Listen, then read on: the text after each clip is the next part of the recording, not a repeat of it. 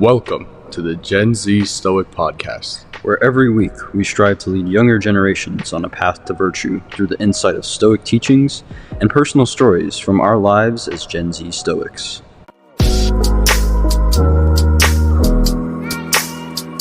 Welcome to this week's episode of the Gen Z Stoic Podcast. I'm your co-host, Ren.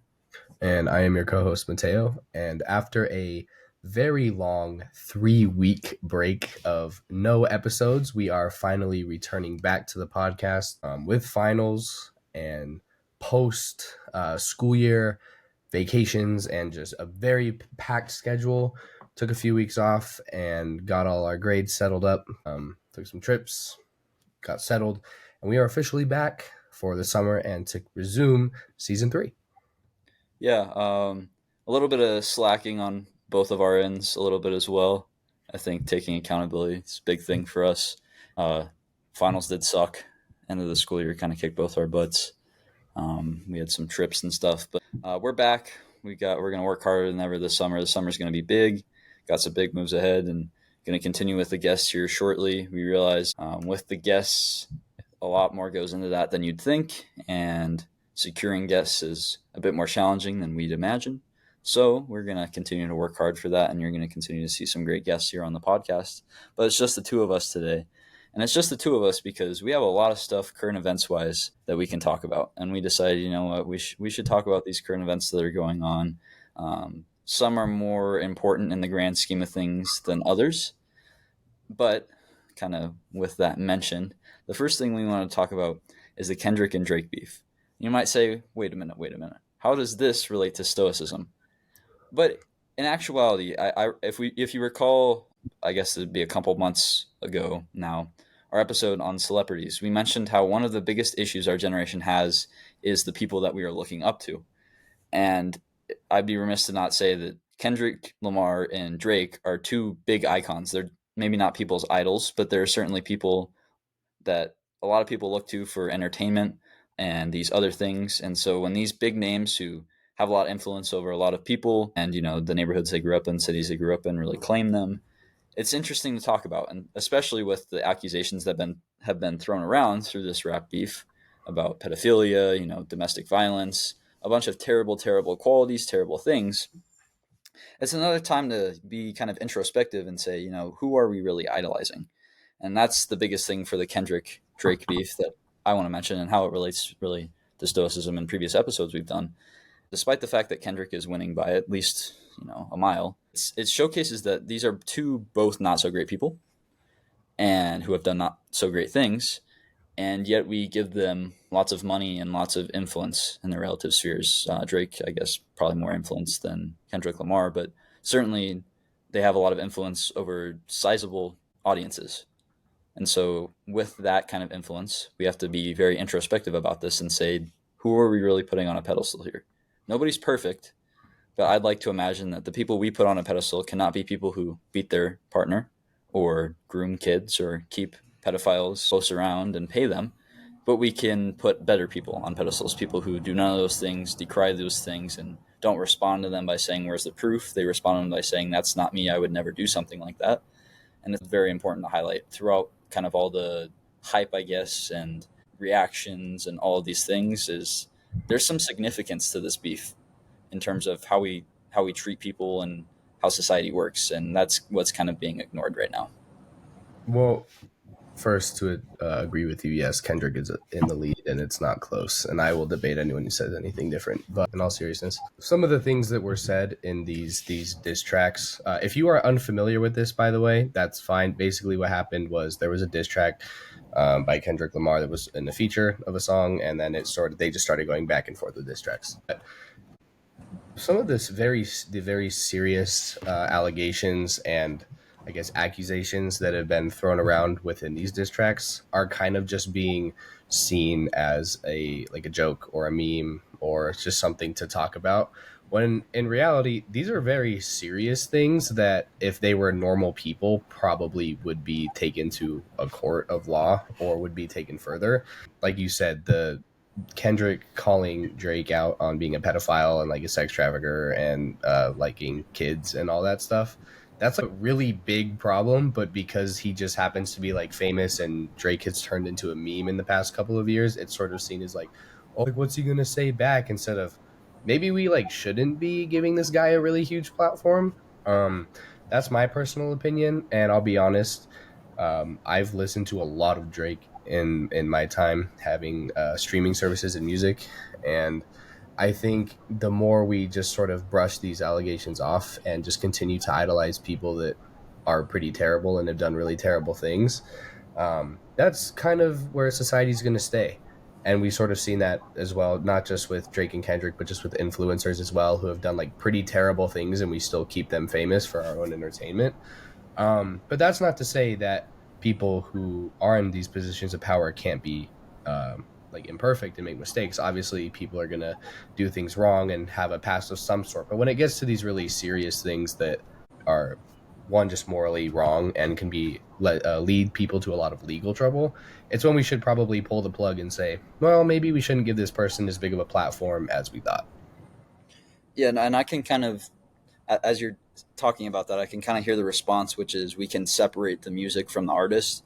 It's a very common trend. We saw it with like R. Kelly, people who grew up on R. Kelly. I don't think either of us listen to R. Kelly, but R. Kelly did some terrible things, trafficked people. And there's people there who are like, we can separate the music from the artist. But that's not really how it works.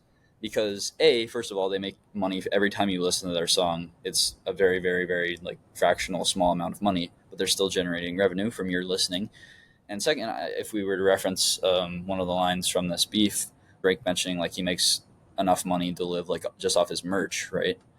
That's directly like influenced by us. People buying OVO merch, buying Drake merch. That's directly influenced by us, and that was the solution we presented in our celebrity video. Interestingly enough, is we do have direct influence over these people because our purchasing habits, our listening habits in this case, directly influence how much money they make and how successful they are.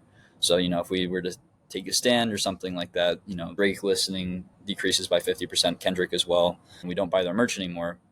It's kind of like consumerism, and the kind of example that I think of, not to be like political or anything, just first one that came to mind is Bud Light, where Bud Light had these controversial commercials and they had these promotional campaigns, and then you got Kid Rock shooting a 24 pack of Bud Light with an AR-15, and all these more conservatives being like, we're not going to buy Bud Light anymore.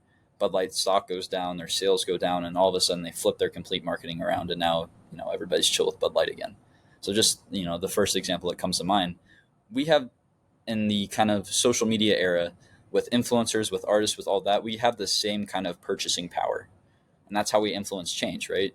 Is we say, all right, if Drake is actually a pedophile, if Kendrick actually beat his significant other, we don't want to support them anymore. So we're not going to listen to their music. We're not going to buy their merch. And we're going to instead devote our listening to similarly good music, but people who are, maybe better, and people that we could actually maybe not look up to, but at least not kind of cringe when we think about, oh, this is a good song, but the person who sang it is a pedophile or something like that. That's the easy step we have to take, and it's something I think we should. So instead of you see all these videos where it's not like us in the club and people are really vibing to it, or Euphoria, any of these songs, we need to kind of cut that out. Like, and there's nothing again wrong with enjoying the music. It's a good song. I listen to it. You listen to it. A lot of people listen to it. It's in the millions of streams. It's a good song, but we can't kind of just use that logic and that rationale to shove everything under the carpet. That's what you're saying. I completely agree with it. That's, I think, the stance here. And again, it goes back to that solution. When we shove it under the carpet, we're just encouraging this behavior to continue. So Drake can continue to act however he wants. Kendrick can continue to act however he wants. And they're both going to have the money to fight with lawyers, whatever charges may come their way or consequences may come their way from their poor behavior. And we see that on influencer culture as well. So what we do, just like I said in that video, is we utilize our purchasing power. And we utilize our voice collectively as consumers of both the music, if we're using this example, or influencers as the other examples were. We collectively use that voice and say, we're not going to stand for this. We can find another person who makes just as entertaining content, who makes just as good music. For Drake, maybe it's one of his 20 ghostwriters. For Kendrick, I don't know, I think Kendrick writes his own songs, but there's, a lot of rappers out of Compton. So you can just turn to an alternative, and then you don't have to deal with like I can separate their music from their actions, because you don't want to have some level of cognitive dissonance just for liking a song, listening to a song. It's a lot. That's a lot of mental hurdles to go through just to listen to a song, and a lot of people probably don't think about it as deeply as this, and are like, "This is way too much. Just listen to the song and enjoy it." But you have to really think about where your attention's going to, and therefore where your money's going to, and therefore where your support is going to, because you don't want to support the type of people that have these claims thrown at them, because in all honesty, they're probably true. There's a lot of evidence on both sides to verify the truth in that. Not saying definitively, don't want to really get in any trouble there, but we don't want to have to do those mental hurdles. So just for your own sake of not having to do that, and for society's sake of not having to support people who do such terrible things with their platform, maybe it's time for, instead of being like, oh, what's the next song that drops in the beef, maybe it's time to end the beef and find two better artists. Well, I liked your point about, I guess you said purchasing power, because the example I think of is like Amazon, when people are like, oh, they do these very, unethical practices, or like Tesla, they're like, oh, they're mining for lithium batteries in these third world countries, and like, pushing people out of their homes and just causing a lot of damage. It's like, well, you own a Tesla. And they're like, yeah, well, it's like, well, I mean, that's the reason they're still doing that, is because we're still keeping them in demand. But that I agree with what you said. And for the people, who may say, oh, it's not that deep, it's just a song. Well, yes, the song may be good. And I won't lie. I mean, Not Like Us is definitely a vibe. It all goes to what it represents, like the bigger picture of what it's representing. And so do you really want to support something that's representing, you know, like Drake? If you listen to Drake music, do you really want to listen to something that is representing, pedophilia and sex trafficking? Well, probably not. I mean, and it's tough because, some of those songs you're like, oh, I just listen to them because they get me going in the gym. And it's like, it's sort of a tough balance to find. I can see both sides of that argument because we've listened to both artists for quite some time. And so it would definitely be almost extreme to say, oh, we're just going to cut them both out completely. It's like, it's definitely a tough argument to make. But I think the bigger picture that we're trying to paint here is that knowing who you support and why is important, because this isn't just about Drake, like you said. I mean, you mentioned R. Kelly, recently the news with Diddy as well. Um, in my personal opinion, I think the music industry and a lot of big industries like that are just messed up overall, and there's a lot of very shady things going on behind the scenes. That's sort of besides the point. But the point is when we idolize people, we need to know exactly why we are idolizing them, not just for surface level reasons like, oh, their music sounds good, or I like their style. It really look at the person that you're idolizing. It's definitely important. Coming back a little bit stoically, I mean, Stoics weren't idolized because of what they wore, or they were idolized because of their character and what they brought to society and how they were benefiting people morally and how they were guiding people to live their lives better. So we shouldn't just sit around and idolize these terrible, terrible people simply because they bring us entertainment or cheap dopamine or just these little bursts of pleasure here and there. We should definitely be idolizing people that actually bring purpose into society, that just really aren't terrible people, which it seems like a lot of people are terrible people in the industry. Well, big picture wise as well, but this kind of, I guess, beef has highlighted for me is just like the lyrics of the music you consume. And this is something that's mentioned by, I think, quite a bit of people who are kind of similar genre to us, have podcasts or motivational and things like that. But music, we kind of have this phenomenon where we just put on music, and if it sounds good, the beat's good, we just are like, all right, this is a good song. Like you said, right? If you're listening to, like me, you listen to like EDM in the gym. Like if it's a good beat, like you're just, you're vibing to it, and it's something that pumps you up, and you don't think about like anything about what you're consuming. We've always stressed on this podcast in terms of other media like news and social media, be very hyper vigilant in terms of what you consume. And I think what we've missed from that is the music aspect of that. Because music, for me especially, has been very influential and in my life, and I'm a very avid fan of music. But I never truly looked into like the lyrics I'm listening to. With rap especially, if you listen to a lot of the lyrics, I'm not discrediting the rap artists who make them or anything like that, dissing or anything like that, but it's about guns, it's about drug use, it's about hoes and all of that stuff and that kind of culture and stuff like that. But we kind of idolize that, and we're like, oh yeah, like this is a good song, like this is hype, like what a vibe. And I'll use the example of King Von because I just watched an interesting 3.5 hour documentary about King Von on YouTube. Very good documentary, very in depth, goes above and beyond. But King Von was a literal murderer. Like, this was a dude who was on O Block, killed people, suspected of killing people. He would have been indicted if he hadn't been killed himself. And his music is literally him just telling the stories of how he killed people, or how people in his life he knew killed people. And we have people who, and you see it a lot in the comments, like on the documentary itself, where like, you know, I heard his song and I thought it was really good, but I never thought it was this real, or things like that. And like, I didn't consider that like he was an actual murderer, things like that. But after watching this video, wow. And it's things like that where we don't tune into the actual lyrics. We just like enjoy the flow, we enjoy the beat, we enjoy the wordplay and his rapping style, but we don't think about, this kid grew up in a tough environment where, murder was very common. This is probably an actual story that he's just self-incriminating on right now. So that's the example that's, most fresh in my mind, because there are a few King Bong songs that I enjoy listening to. I listened to them this morning after watching that documentary, and I was like, wow, that's crazy. This is just a dude talking about how he killed somebody. And that's an extreme example, but, a lot of the Chicago drill scene is similar to that, where they're telling stories of crime, Chief Keef, things like that. And rap, it's really tough. And for me, it's gotten to the point, this beef is highlighted for me, where like I'll be listening to rap now and there's like some lyric that's very vain, very just promoting degenerate values. And I'm like, wow, I can't listen to this anymore. So not to say that, it's bad to listen to rap, or if, the songs that you like have lyrics that are maybe don't align with the values that you have, that it's a terrible reflection of you. Because, not everybody who listens to this, hard style rap is going to go out and emulate those qualities. But there are people who do. And that's what I think is important to highlight. And again, goes back to that support piece, is you are directly giving money into the pockets of these people when you listen to their songs and you stream them. So we should maybe take just a second to think about the type of people that we're giving our money to then, instead of just saying, is this song good or not? Okay. And it has to do with the lyrics, especially. Because while I don't think it's like a direct reflection, if it's not something where I'm saying, oh, if you listen to these songs and you like still think they're good, then, you're a bad person. Nothing like that.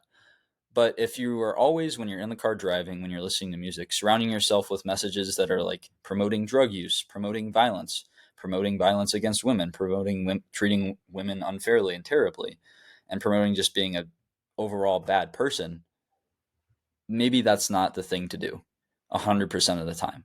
Maybe that's not the environment you want to surround yourself with your musical choice. Again, healthy alternatives to that. And it's not as paramount as traditional media with like news and stuff, or social media, I would say, but just something to consider. And this rap beef really between Kendrick and Drake really highlights that, is consider the lyrics of what you're listening to. And if they don't align, with what you're doing in your life, maybe consider something else. All I'm saying. But my last kind of piece of advice there. No, that's good. I actually was hoping you were going to bring that up. I forgot we talked about the King Von example, but we can also bring up the X example. He was killed, but there was a documentary I watched about him a couple of years ago that came out, which was really insane, because it really goes into like how violent of a person he was, and how he like hit his girlfriend and was going to be basically put in a prison for it, until he was, and before he went to court, he was killed tragically. I don't wish death upon anybody, but it just kind of shows you like, and he got really famous really fast. And I'm talking, it's rare that you see someone come to fame that fast. I think, what was that, like the 2017, 18, maybe even 19. I don't remember exactly when all of it was, but he rose very quickly. And don't get me wrong, his music certainly helped a lot of people. But what people were failing to realize was, as they sort of pushed the allegations aside and the accusations of who he really was aside, and just enjoying the music, it's kind of a double-edged sword that sucks. But I very much agree with your statement, just about there are alternatives, and that the majority of people who do listen to this type of music don't emulate those characteristics. At least I would hope not. I've listened to everyone that you've mentioned, and I don't think that I kill people and stuff.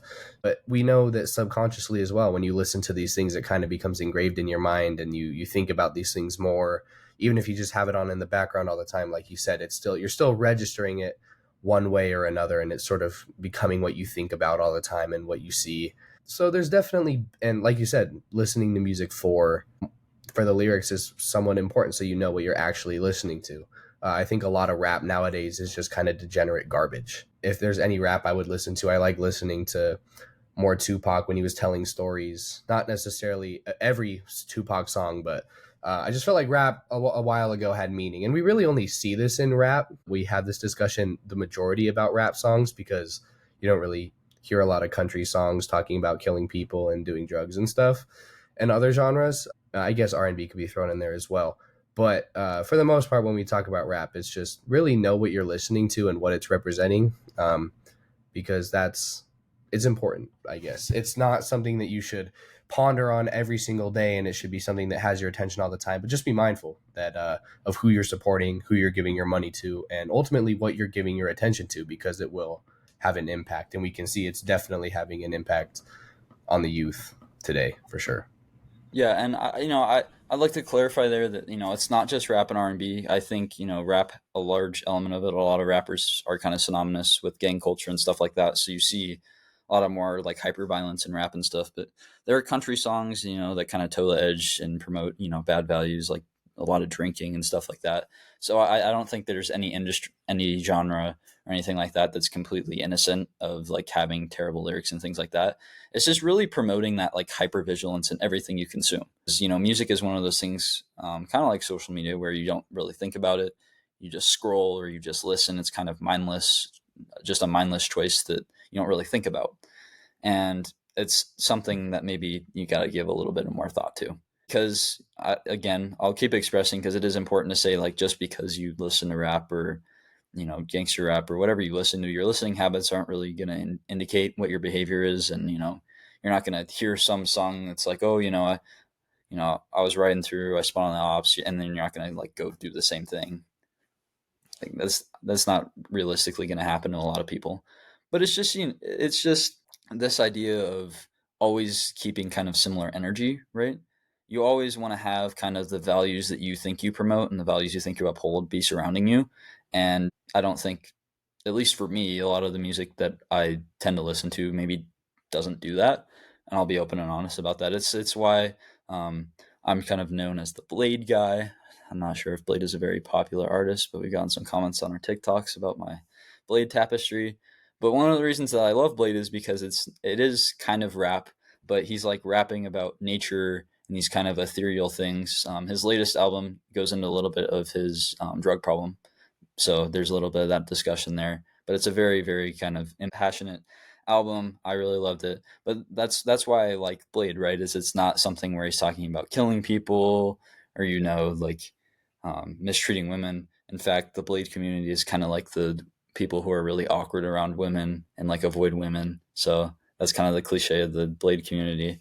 But that's why I like it. I get clowned a lot for it because it sounds weird, and I understand that completely. But at least it's not something where it's like talking about pedophilia or talking about guns or talking about lean or talking about other drugs. It's kind of wholesome in a sense, and so that's why I really enjoy consuming that.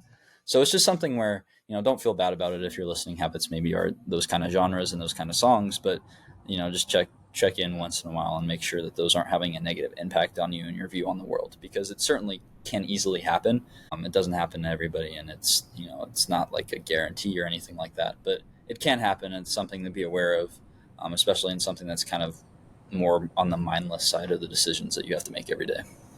And one last thing I want to add is if we're going to come sit here and also criticize the just the way society is and like why we are idolizing, or why people who are promoting degenerate ideologies are coming to power, or why companies that do I guess immoral that act immorally to for profit are in power. We have to realize that the change is going to start with our support of these companies or these people. As we support these corporations and these people, we have to understand that if we want them to not be in power and to not have these massive influences, it's going to start with us and our support for them, or rather our lack of support. And as we sort of stop supporting these people and these industries overall, then we will see them sort of lose their influence. And if that is what we want, then we should stop influencing, or we should stop supporting them as much and giving them a platform to be as influential as they are. So that is my final comment on that piece. Yeah, and if we kind of want to transition, I guess, to another topic we had in mind today, it's again follows kind of along that celebrity lines. But recently, Chiefs kicker Harrison Butker gave a quite controversial graduation commencement speech. Something that the second I saw it on the news, I sent it to Mateo and was like, "Whoa, that's crazy." Um, Now, we're not necessarily endorsing his views on the podcast here, but I think it's something, again, if we want to call back to both the celebrity episode and our cancel culture episode and the reaction to his speech, we can find a lot of insights, especially as it relates to Stoicism. And we talked a lot about how Stoics would view cancel culture in that episode. And the big thing we settled on is, sure, there can be societal consequences where maybe people aren't going to buy his jersey or something. He might, lose endorsements from private companies. But we draw the line at people who say that he should lose his job for his comments. That's, I think, where we settle on this. And it's quite simple, right? Harrison Butker is a devout Catholic who was invited to a Catholic college to give a speech. Are we really then surprised that he gives a speech promoting Catholic traditional values? And should he really be persecuted by losing his job for expressing those values? No. Like, to sum it up, no. That's silly. You can disagree with those values all you want, but he should not lose his job or anything like that just because he simply has an opinion and he wants to state it. If anything, we should give him props for having kind of the guts to be in such a public position as he is and go out and express his faith 100%. In fact, I'd argue we need more of that. So, you can disagree on the premise of the points he makes, and, I certainly disagree with some of the points he makes. Mateo would probably disagree with some of the points he makes. You're not going to agree 100%. But saying, like, oh, he shouldn't say that, or he should lose his job for saying that, things like that is ridiculously stupid. We see people who are our age and are doing commencement speech who are speaking on Palestine and all this free Palestine stuff, and we'll talk a little bit about that as we move forward in the episode. But the point being here, like, does that necessarily pertain to graduation? Now, if I was at my graduation, I would prefer to hear some kind of inspiring story speech on the academic journey or the journey in life, something that's inspiring. And I think both Harris and Butker talking about like Pride Month and COVID and, womanhood and all those things, maybe I'd like to hear something else at my graduation. Same thing with that Palestine thing. And here's the deal. I don't think there should be consequences for either of those choices.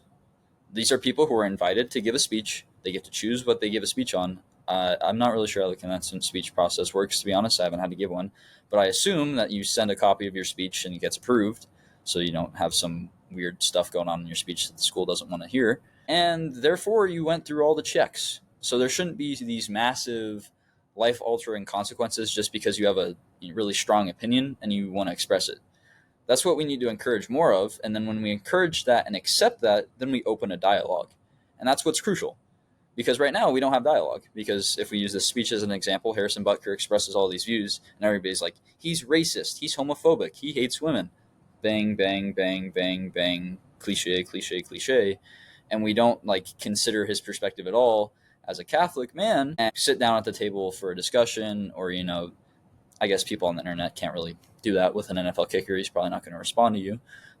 But we don't open ourselves up for dialogue. We close down dialogue like the second somebody makes any opinion because we just throw like hate on the fire. And that's kind of the result of the internet for sure.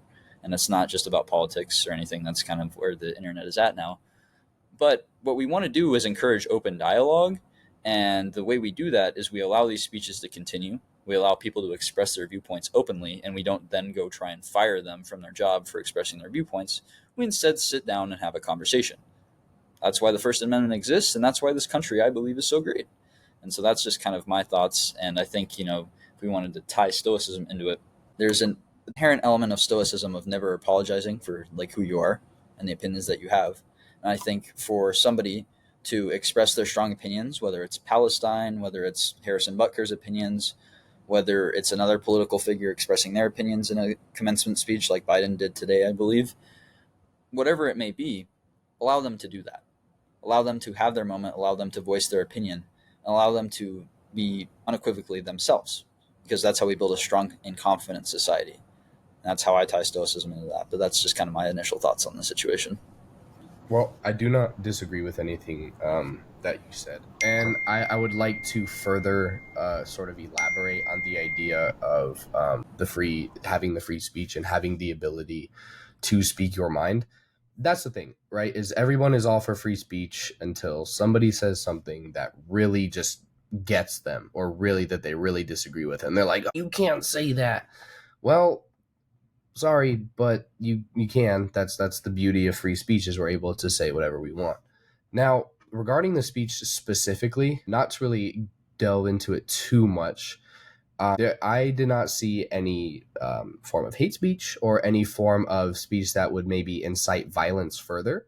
Now, that would be a whole different story, right? If something was said that could potentially incite violence to a group of people or physically harm another group of people, that's a whole different story.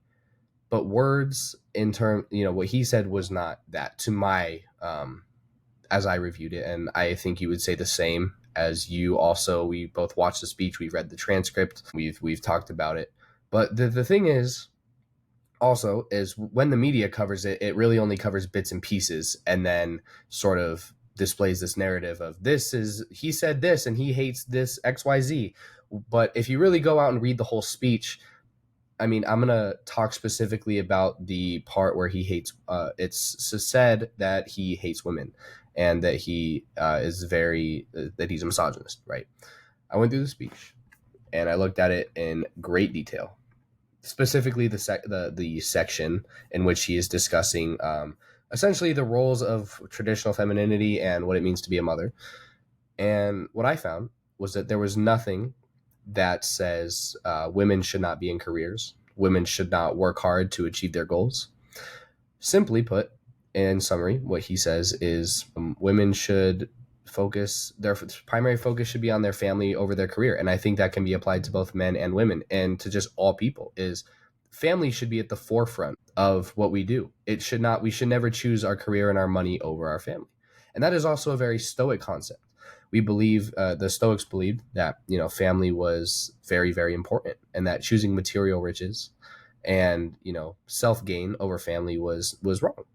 And obviously, as a Catholic man, he's going to have his own views. And like you said, it was expected that he gave this speech as a Catholic man, invited. I believe it's a Catholic school. Yes, it's Benedictine College. That he would sort of portray some of his Catholic views. Now, whether you agree with them or not, that is sort of the environment of the speech. And now, whether we can say, this is right or this is wrong, that's up to whoever. But that is what the environment was sort of set as.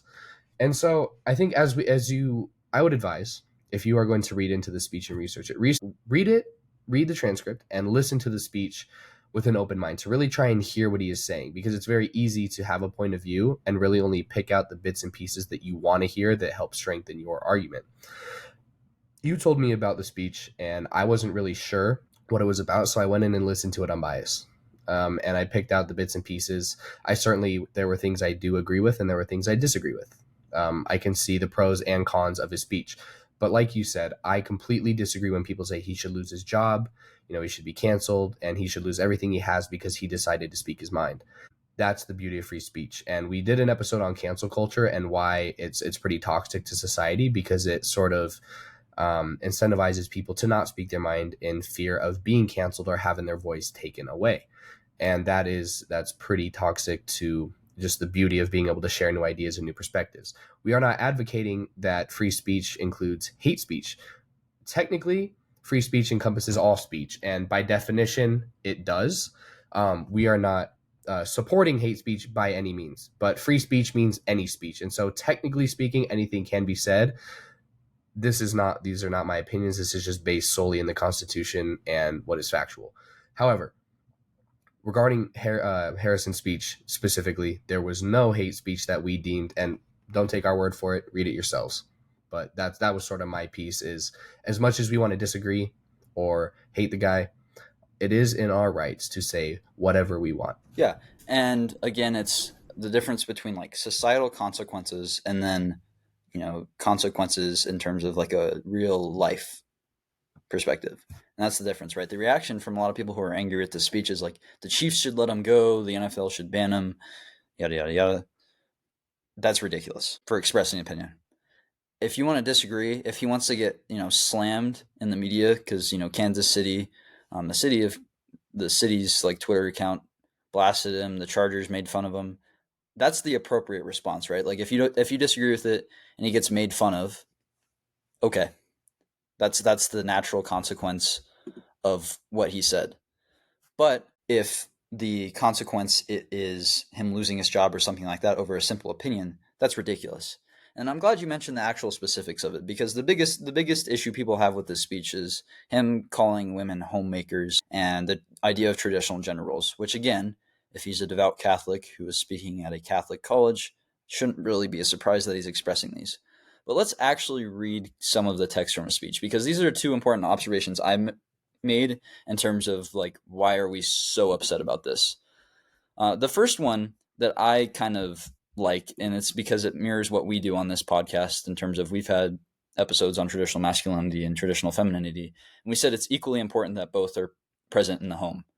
And it's not like Harrison Butker was saying here that, women have to do everything in the home and they have to make the home and they have to, just be the sole provider in terms of taking care of the kids. He called out men too. Right after he talks about the women, he says, "To the gentlemen here today, part of what plagues our society is this lie that has been told to you that men are not necessary in the home or in our communities.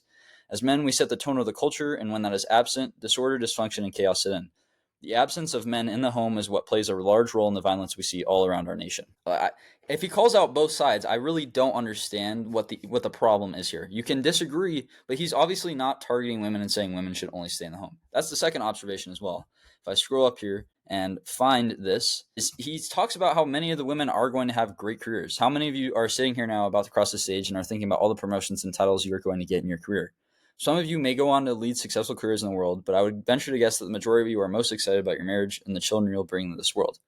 What he is doing here, again, the media can misconstrue this, is he's saying through all of these successes that you're going to have through the promotions and everything, don't lose vision of family. And if we think about Stoic quotes, one of them, I believe it's Seneca, is talking about like how one of the most important thing for a man is family.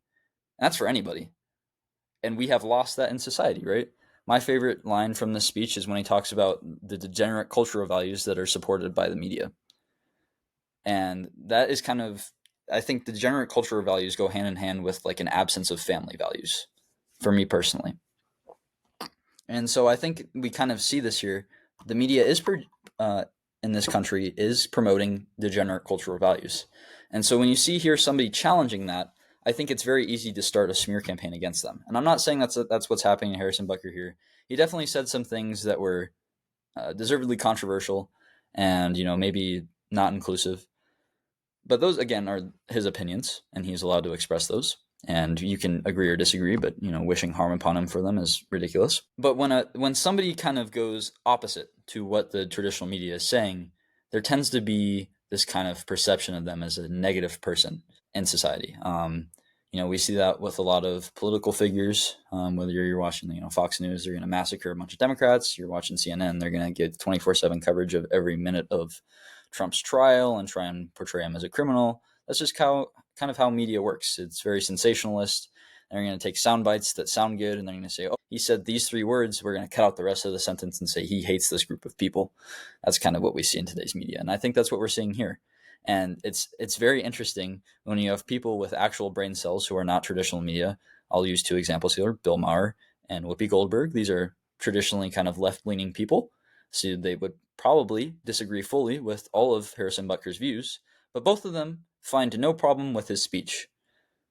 And why is this? Because they have brain cells and can think, we can have a dialogue. We don't have to massacre somebody just for expressing an opinion. That's not how the world works. That's not how it should work. That's not how we build a community together. That's how we, build division, which is exactly what media wants to do. And so my kind of conclusion from this is I laugh at it and I say a lot of what Harrison Butker talked about came true in the aftermath and was proven in the aftermath of his speech. He talks about, the media promoting degenerate cultural values. Well, when he's sitting there and saying, men need to be in the home and women should prioritize family and we need to, stop promoting degeneracy, the media is like, look at this terrible person. How dare he say this? He hates women, blah, blah, blah, blah, blah, blah, blah, right? So it's just interesting, right? Somebody comes up there and promotes values that are opposite to what the media is portraying, and all of a sudden they're a terrible person. Now, again, I don't know if Harrison Butker is a good person. We don't really know him whatsoever, and we're just judging based off the speech. It's just kind of interesting to note, right? Is the media, kind of establishments, institutions, whatever you want to call them, have this set reaction almost immediately. But then when you have people who are kind of independent and can think critically and don't have to look at something in such a biased way, they kind of say, you know what? I do disagree with most of this. This is completely opposite to what I have in terms of viewpoint. But I don't see the problem with him expressing that. I don't see why we're mad about this.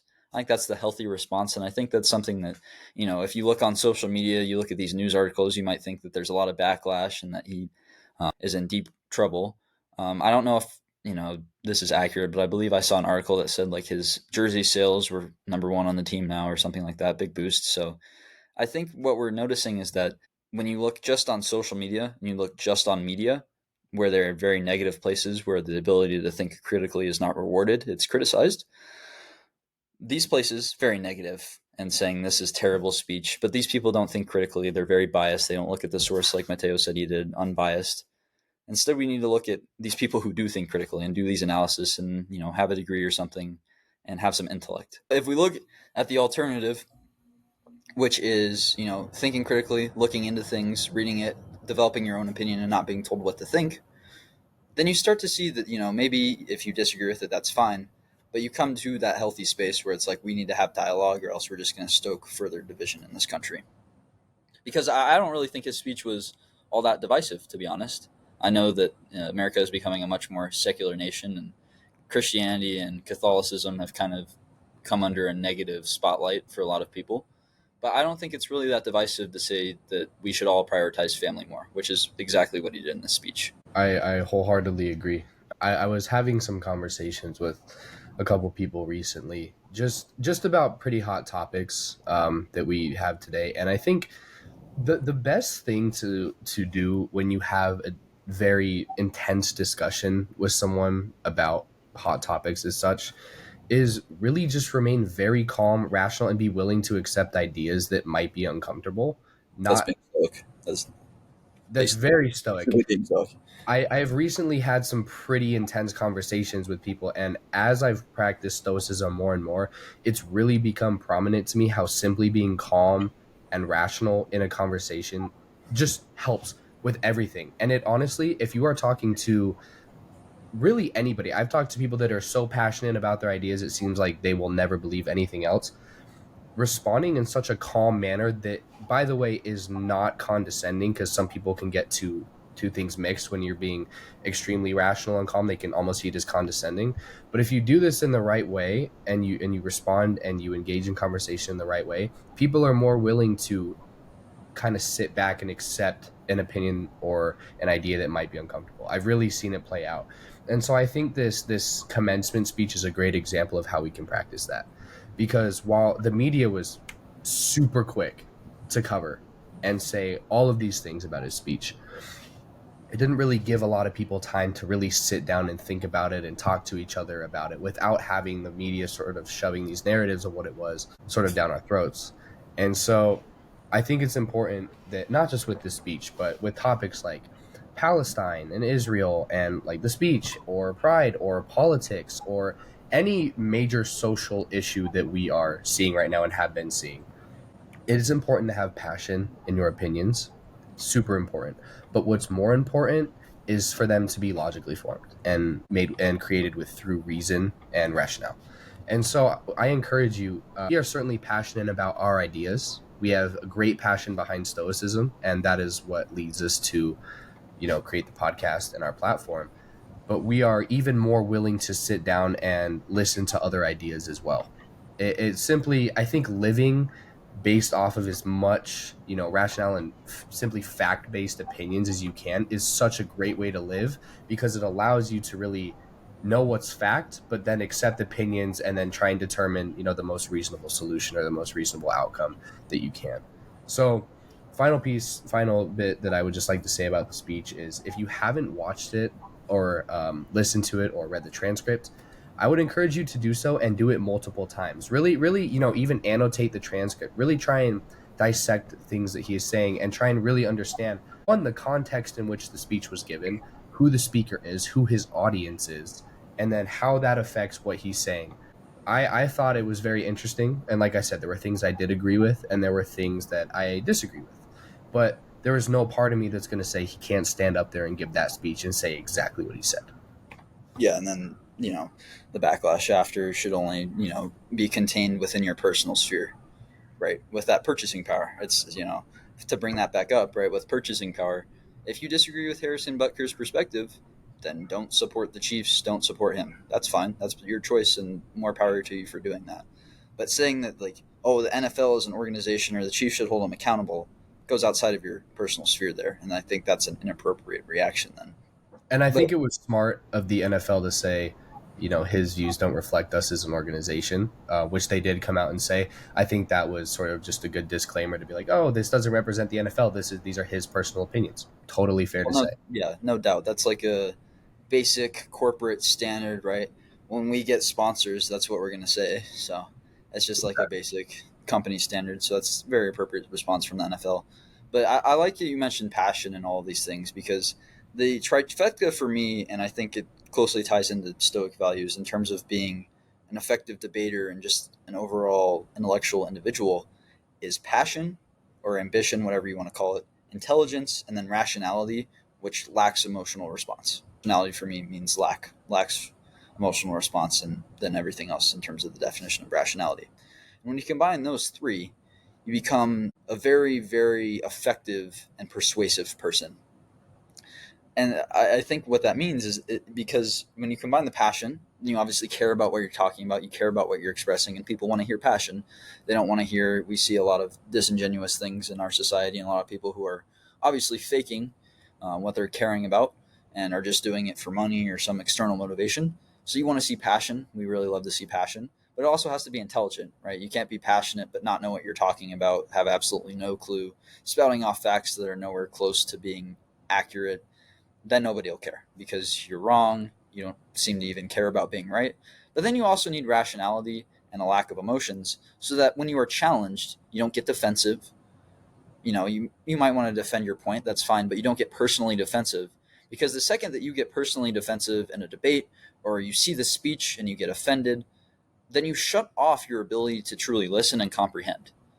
And that's where we get people who are not intelligent anymore, is because they've shut off their ability to listen and comprehend. Epictetus with his "you have two ears and one mouth, you should listen twice as much as you speak." I try to embody that as much as possible because when you just speak and you speak and you speak and you don't accept criticism of your points, you don't accept any points from the opposite side, and you just speak, you speak, you speak, what are you learning? The only thing you're learning is that like you're annoying and you can talk a lot. That's what you're learning. But if you kind of have that rationality to say, I'm not going to be 100% right all the time. I'm not going to get upset or angry that I'm wrong or that somebody challenged me or they expressed this viewpoint that's different than mine. No, let's hear them out. That's what we've been expressing for probably the last 20 minutes on this podcast, is the let's hear them out mindset comes from rationality. Because when you aren't bothered with being wrong, because it's very easy to be programmed to be like frustrated or scared of being wrong, especially in our academic system. Whole different discussion though. But when you're programmed to have that, then when somebody challenges you, you shut down. And that's the biggest opportunity for learning right there, is when somebody challenges you. Because 8 times out of 10, maybe a little bit lower if you're talking to somebody in our generation because they get their opinions off TikTok or something, you're going to learn something from that person, right? Where you still might disagree at the end of the conversation, right? That's perfectly normal. But like if you learn something from their perspective, then you just added to your knowledge. And so you didn't lose anything because nobody cares if you're right or wrong as long as you have a constructive debate. You didn't lose anything in that regard, but you gained more wisdom, you gained more knowledge. So the next time you talk about the topic, you're going to think about, here's this perspective as well. And so you slowly, slowly influence your beliefs to kind of the precipice of being the most informed person that you can be. But we don't see that nowadays. And this Butker speech, I mean, really embodies it, right? We don't see that nowadays. We see the headline. We don't even read the article. We see the headline. We see some clips on social media. We see some comments on social media. Boom, that's our opinion. We formed our opinion. Harrison Butker sucks. F this dude. He's homophobic, hates women, he's racist, yada, yada, yada. But the critically thinking people, the people who are intellectual and who have that trifecta, they either agree or disagree, but then they're like, let's go read the speech. And this was my reaction. I saw the headline. I was like, did he really say that? That's crazy if he actually said that. I go and read the speech. It's much more tame than the media portrayed it to be. I'm like, okay, I agree with a lot of what he said here. Some of these points a little bit too strong for my liking, but I agree with a lot of what he said here. And I don't really get why he's getting, massacred and by the media, and his reputation is getting tarnished. Yeah, you do. You know why? You see my point though. From people who are 100%. like Yeah, me, yeah, I'm like, I don't understand why this is the narrative everybody's buying into. And so then you learn, right? And what you learn there is why the narrative is what it is. Looking at the media, the point being here is that you need that trifecta, and I think Harrison Butker actually, really embodies this. Again, intelligence. He's an NFL player, so I'm not sure. I don't really want to comment anything negative about Harrison Butker, but an NFL player, I don't know if it's above average intelligence, but he certainly is passionate, and there's a bit of rationality there, and so that's what we need more of. And so I encourage people to, I think, really look into this situation, and then to actively speak your mind as well without fear of consequence. Because again, as long as you're not promoting violence or hate, which we don't stand for here on this podcast, speak your mind, and you'll become more intelligent, and so you can fulfill that kind of trifecta of values even more efficiently and become a much better debater for it. And if we can transition here, talking of debates, last thing that we wanted to touch on today is something. Go. just one quick thing before All you right. just about speaking your mind. We encourage everyone has the ability and the freedom to speak their mind, but we would encourage a well thought out rational argument before you do so. And one thing I would like to say, if you are someone who tells if someone is saying something that you find really just wrong, whatever, and you say you can't say that, or you shouldn't think that, or you can't this, you shouldn't this, maybe check yourself a little bit. You may not agree with it, but that doesn't mean that somebody else can't have a differing opinion or shouldn't say something else. I've had this said to me multiple times, and I'm saying, well, of course I can say it. And if you hear me out as to why I'm saying it, then we can talk about it further. But don't just shut someone down and say, you can't say that or you shouldn't say that simply because you disagree. That's all I want to add. Yeah, well, and it's a very popular narrative of like us versus them. We see it with the two-party political system in this country, where conservatives think liberals are the biggest idiots ever, and they don't want to talk to them. Liberals think conservatives are just bigots who don't deserve an argument, and that's how we see it play out in just casual conversations. Is you can't say that, or just judging that immediately because of one political view you have that you're lesser than me or something like that. Very, very poor way to live, very poor way to approach any conversation, something that I think is promoted really by the two-party system. So demolish the two-party system. Again, I guess speaking of the two-party system as well, one thing that's personally affected us that we wanted to talk about today is the Palestine-Israel conflict, the protests we're seeing on college campuses. Mines did not have any protests on it, interestingly enough. They tried to plan one and then nobody showed up. I know your experience was different, and I'll let you talk about that a little bit. But talking about this conflict, Russia, Ukraine, we did an episode on war. You should go check that out. Didn't get as much viewers as we'd like. Thought we did a really good job with that one. Very good Stoic perspective on war. It's basically war is bad. Avoid war at all costs, which we are not doing right now. But we just like to speak a little bit on the Palestinian protests because there's a lot of perspectives on it. Some great, some not so great. And it's just a very nuanced situation. It reminds me of when we were taught in history class about the Vietnam War and how college students, a lot of college age students during that time are protesting the Vietnam War. It seems very similar to that in that sense of demographic.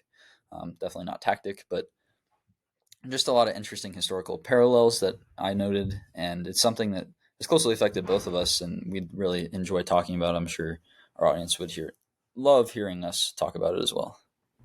Yeah, well, like you said, yeah. So if you are new or if you didn't know, I am going to a university in Los Angeles, which, if you are familiar with the protests happening on the western side of the country right now, a lot of major protests are happening at like UCLA or Berkeley or USC. Um, pretty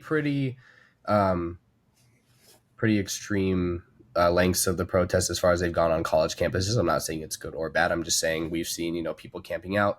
We've seen just a lot of action taken to voice the opinions of the people who are arguing for freeing Palestine. Thankfully, at my school, I would say things haven't gotten too out of hand. We haven't seen a lot of violence. There hasn't been anything of sort. We've certainly had protests, but it's mostly just marching through the streets or the sidewalks of campus.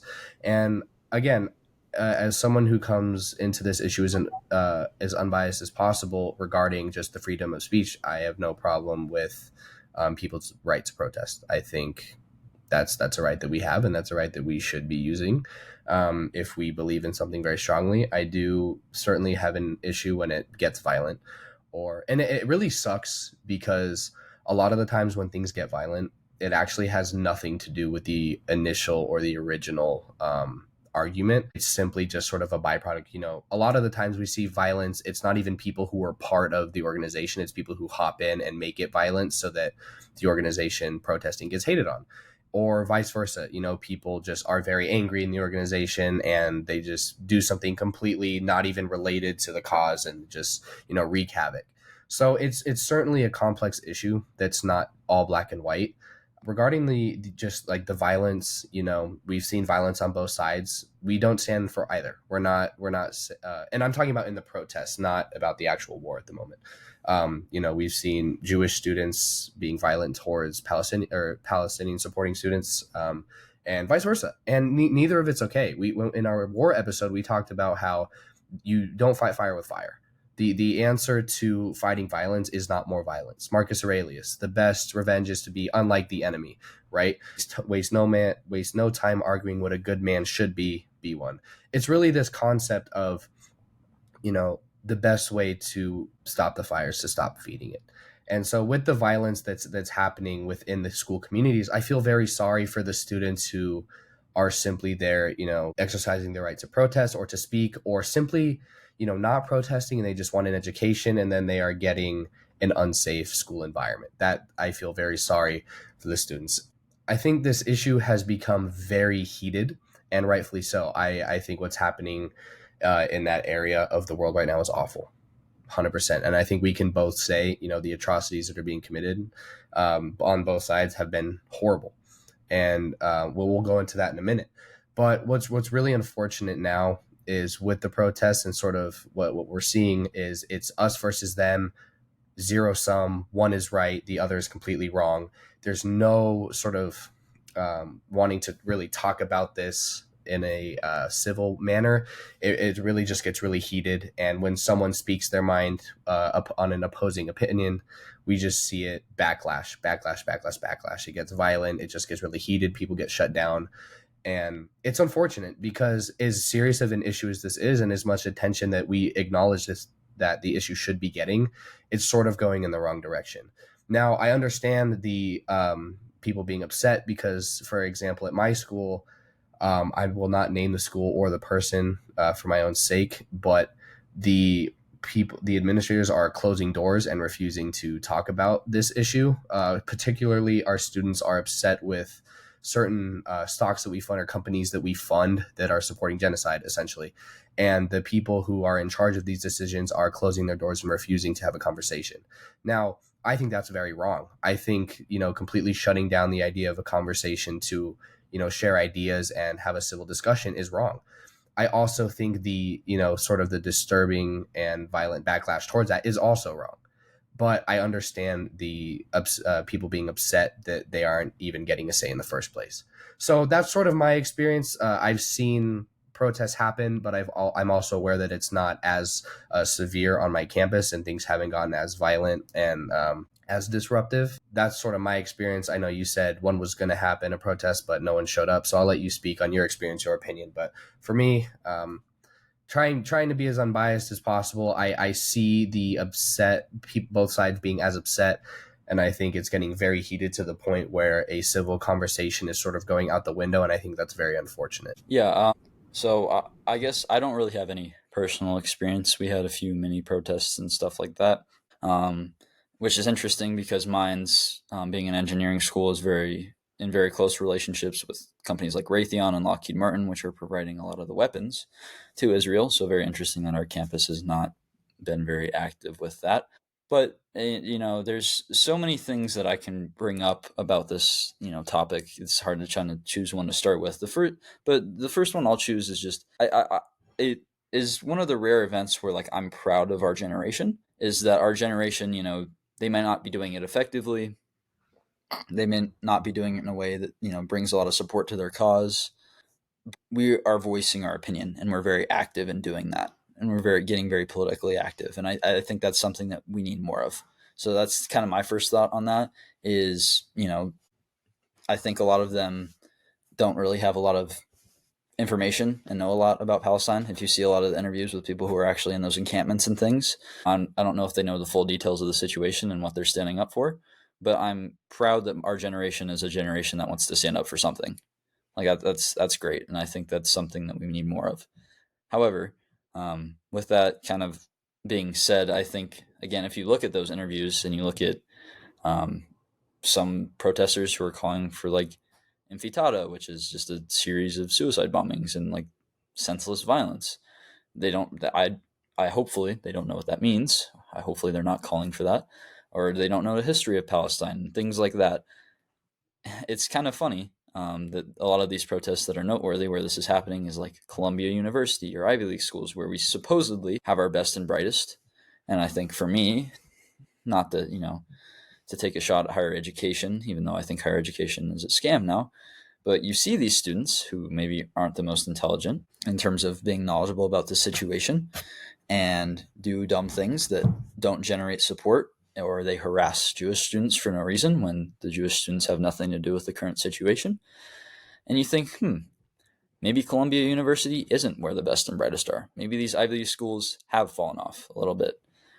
So another observation there that's not really related to the situation, but I think something that's kind of indirectly reflecting right now is that if you are like me and you got rejected from those schools, or you're not going to an Ivy League school and you feel bad about it and you feel like you missed an opportunity or something like that, or you're less intelligent than people who go there, take a look at how these protesters are acting, what they think.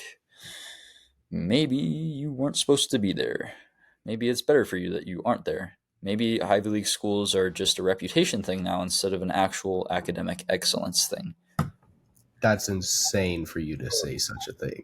Who knows? Who knows? But going back to the actual situation itself, I think the Stoics here, I think, in terms of if I were to put like a Stoic perspective on protesting, there's a certain degree of like acceptance that comes with stoicism, but that does not apply when it's injustice, when it's something that's very, very wrong, because you have politically active historical stoics like Cato, Marcus Aurelius, who took action when they saw injustices and didn't sit by and do nothing. And so it leads me to believe that if the cause you are fighting for, you believe it to be virtuous and you believe it to be just, upholding those cardinal virtues, and it really will affect change, then I think pursuing it to the nth degree is something that is very inherently Stoic to do. So I think you'll see a lot of people who maybe question or like, should I really get involved with protests if I'm trying to be Stoic or trying to embody these values? Because you see videos of protests, they're very emotional places. Emotions run very high. It's not a great, honestly, not a great place to be. So you're like, all right, how can I reconcile, these Stoic values and like this non-emotional kind of things with going to these protests? And it's two things, right? It's that virtue.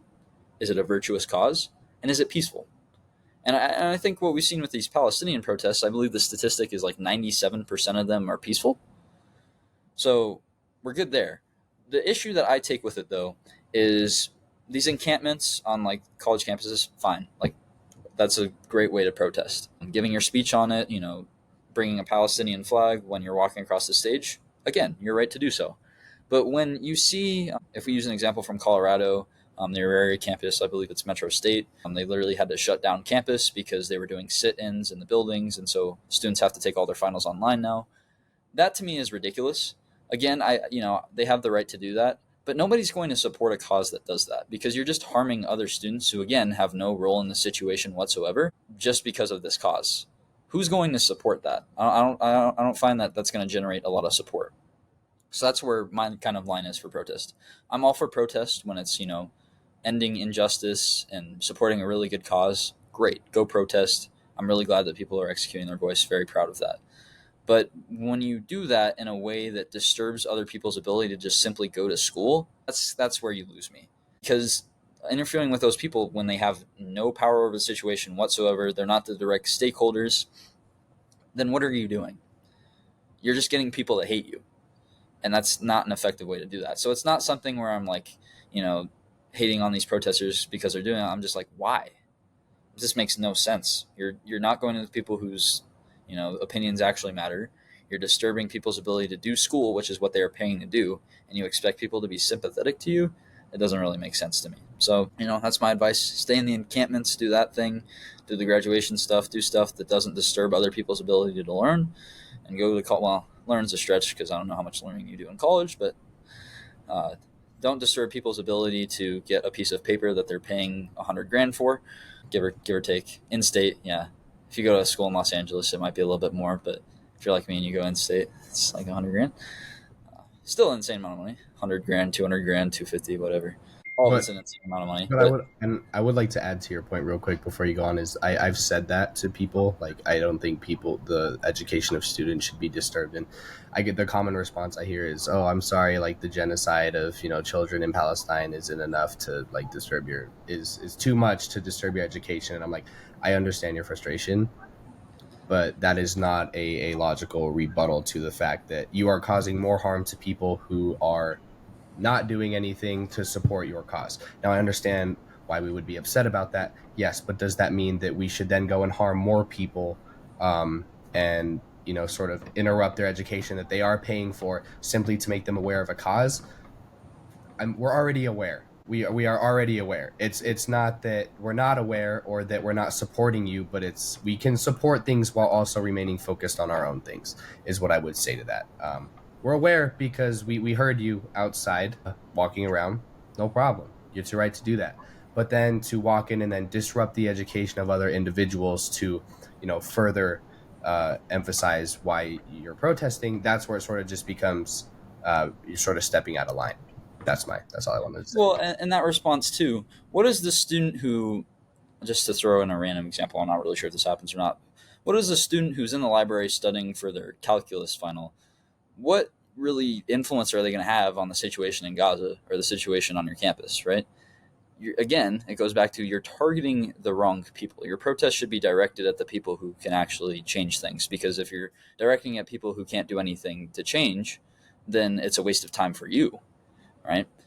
So that's kind of where I go with it. It's like the same thing where, I'm sure the person on the highway is well aware of climate change, but you sitting in their way and interrupting their ability to go to work and like make money to feed their family is going to make them hate you, not respect your cause. So it's that kind of support barrier there. And then, if we scaled it out in terms of like the whole overall situation, I think there needs to, it's just interesting, the divestment argument, when it's our government's fault, not really colleges. I find that very interesting, but I guess it's kind of sphere of influence and where you can target. But it's a very brutal situation, and if you look at like the reasons behind like this massive wave of protest, which I actually didn't, I didn't know for a little bit, I guess I can admit, where they discovered mass graves in previously Israel occupied areas of Gaza, where people had their hands tied behind their back and were executed, which would be a massive violation of human rights. So if you look at this kind of cause here, and cause, and then the effect it had with the protests, then it seems like a very valid issue. And I think that's kind of where we settle on it between the two of us. Is it's a very valid issue to protest. There's certainly a lot of reason to be angry when innocent children are killed unnecessarily. Well, anytime innocent children are killed in conflict, it's unnecessary. And so when that happens and it's so blatant and it seems that nobody really cares about it because Israel continues to kill children, then I like it makes sense. Like, it's frustrating. It's very easy to get emotional over it. And I think we talked about this a little bit in the war episode, with protests about Gaza, where the emotions about it are getting the best of everybody, so that we can't sit down and have civil conversations. That's what you mentioned about the civility of it all. Is it's really tough. Like, understandably, with this kind of situation, it's very tough when lives are lost, when children are killed, when innocent women are killed, when innocent people lose their lives. That's the cause of any war, so maybe war is not the best strat. Maybe we should actively avoid war at all costs. But B, the debates around it are obviously going to be very heated, right? So that's understandable. But we're seeing a boiling point here. And so it's kind of, for me, like that make or break point where it's like our generation is showing that we know how to protest, we know how to affect change, we're showing that we care, which is great.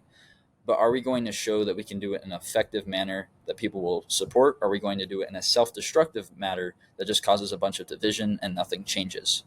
Now, our government doesn't really listen to us, surprise, surprise, so I'm not really sure that the protests are going to change even if anything at the governmental level, even if they were efficient. But just being able, that's so my barometer then is just being able to have that dialogue. And we see it, I think it's actually equally guilty of protesters and counter protesters, where we see these videos where, um, they're getting face chest to chest, they're in each other's face, they're yelling at each other. It does nothing. So taking a more stoic approach to it, being, again, passionate, intelligent, and rational on the situation is going to yield the best results. And so that's my thing is, if you're listening to this, A, I really do hope you care about this situation because it's very important. But B, I hope that the passion that you have for it leads to you really, really investigating on your own the details so you can be very well informed.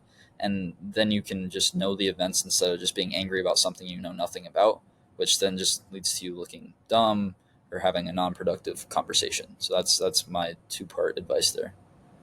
And I'll just agree by sort of, I guess, or finish off by sort of reiterating your point is it's completely understandable the frustration that's coming behind, especially when it seems like schools or the government's not taking much action.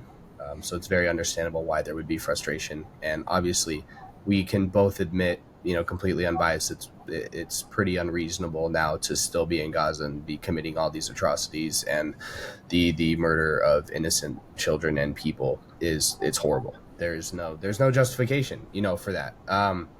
But what I would say is, if possible, and if you are still listening with us today, having the most, trying to be as civil as possible, will ultimately result in the likelihood of you actually getting a conversation with someone who does have influence and who does have power to actually say something and potentially spark change. I am not saying we should stop protesting, but I'm saying if you want to really get to talk to somebody, I would say the best way to go about it would not be protesting at their door. It would be, really writing them a writing them a well written out letter, or sending them a very well written email, or something that is um, trying to be as calm as possible and as non-threatening as possible. I'm not saying that the protests are threatening, but I think personally for me, if someone offered, a pretty calm discussion that would be very intense but also very rational over, someone at my door protesting, I think I would choose the first instead of the latter. But I'm not saying we should stop protesting again, and I am not against the protests.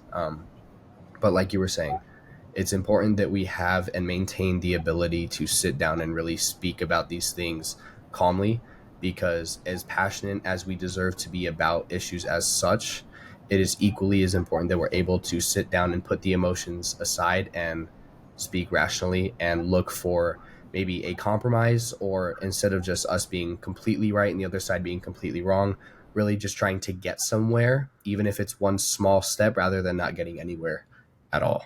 So Yeah. that's my. Well, and another thing I'd like to express is, can we stop with the stupid crap? Which when I'm saying that, I'm referencing. I saw a couple videos the other day. I think it was on the USC campus, where you have these counter protesters who are playing like Baby Shark and stuff, so that the protesters can't sleep in their encampment. It's so ridiculously stupid to me, and it's something that I just hate. Is it's kind of that, again, thing of like shaming people for just having viewpoints. Like, again, sit down and have the conversation. Now, I think people on both sides, I think, don't want to have the conversation equally. So I'm not trying to target one side with any of the messaging I have here today, but all of this stupid, I really call it internet based stuff, where it's more like trolling and non-substantive action, it's really tiresome.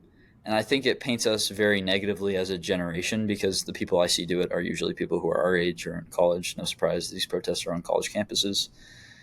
But it just portrays us in a negative light, and then it allows the media, which it has already done, to run with like this story of like, we don't know what we're talking about, and these protests are violent, which some media has tried to spin that narrative, even though like 97% of the protests have been peaceful. So it creates kind of a catastrophic effect. So always consistently, whether you're protesting, counter protesting, whenever you're upholding your view, do it in the most respectable way possible. If I had to boil it down, represent your viewpoint with the most utmost respect and character integrity that you can, because then people are going to associate, this person has this viewpoint and they were willing to listen, they had high character, good morals, maybe we should consider this viewpoint. If somebody comes in and starts, banging a trash can, not letting you sleep, is being a real ass about it, and you know doesn't have any respect and any character, you're like, all right, I'm not even going to consider this person's opinion. So not only just like to be a decent person, but to get your point across, do it in the most respectable, utmost way possible, so that you can represent and associate those values with your views.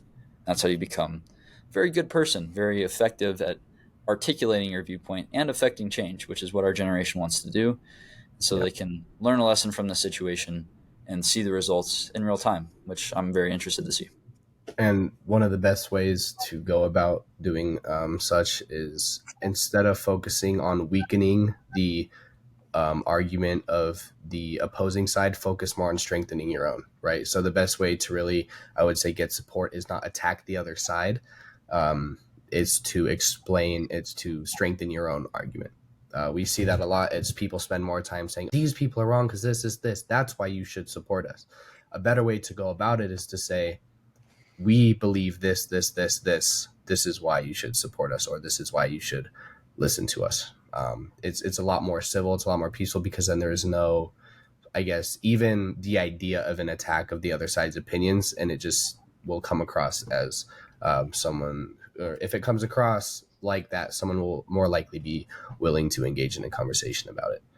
But like we said, it really just comes down to having a rational and calm discussion about an issue, and just don't stop defending what you believe in, but also be willing to hear out the other side as well. No, I'm not talking about just the Israel-Gaza war, but with any issue, be willing to sit down and set your biases aside, and speak your opinions, but also be willing to listen to others. Listen twice as much as you speak, like Epictetus said. I think that's the big quote that we can take away from today is listen or observe or read twice as much as you choose to put something out there. Yeah, and it really reminds me of, this is a Jordan Peterson clip that I saw, where he's talking about, like, if you're the constantly the loudest person in the room, like, you may think you are the most passionate, but what you should do is, if you're the loudest person in the room and somebody that like doesn't respond to you and you're just kind of carrying on, is you should stop and observe, because you're missing something. And like that's something that's really stood out to me the past few days, is when we think about that and we apply that to like political conversations, it makes a lot of sense. When you're the loudest in the room, nobody really respects your viewpoint. They're like, when is this person going to stop talking? Even if you're making great points, if you're loudest in the room and you constantly cut other people off and you don't let people get a word in, and you're just, kind of overwhelming the conversation, people are going to stop responding to you, and you're missing something. And what you're missing is that input, because it informs you. So you have to be willing to be informed. And what that means, it seems simple, right? Like, oh, okay, I need to go research my points. No, you need to do that. Yes, that should form the basis of your opinions. But being willing to be informed means that when you're wrong about something, you're being informed by somebody else that you're wrong. And you take that feedback. And you don't get defensive. You don't get angry. You don't dispute it. You look into it and they're like, all right, man, I was wrong on that. Like, that's crazy. But you're human, so it's okay to be wrong, believe it or not. And so if you're wrong on something, it's better that you eventually get on the right side than you just stay in the dark, stay ignorant, and are on the wrong side when the time comes. So be informed. I don't think there's a wrong or a right side. I didn't mean to make that comment in terms of anything in relation to Israel and Gaza. I think both sides should sit down and have a ceasefire so we can stop the unnecessary death and military spending, because it only benefits military contractors and the military industrial complex. It just hurts all citizens on both sides. So that's what the solution should be. But for the people on both sides who think that they're on the right side, just a constant willingness to be informed will get you a long ways in this conflict. It'll make you stand out. So just keep that perspective in mind as you're standing up for what you believe in. Yep. And I personally don't have anything else to add about this issue in particular. I'll just agree. Like you said, there really should just be a ceasefire, and the war should just really stop, because that would be awesome, and then people would stop dying. And as we talked about in our episode, Stoic perspective on war, it should be avoided at all costs. And really, the main reason that war is, created in the first place is from a place of greed. The want to conquer a people or a religion or a territory, or just the want to be in control. And those are not good reasons for people to die, or to go to war.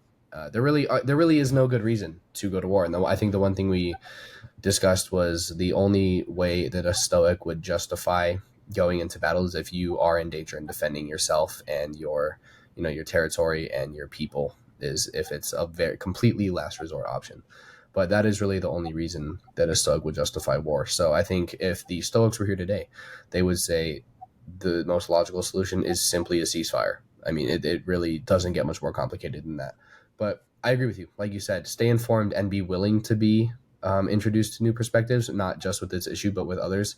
Be willing to take in something that is uncomfortable. Advice or just new information that maybe doesn't necessarily exactly align with what you believe in could really teach you a couple things. That's just the truth of the matter.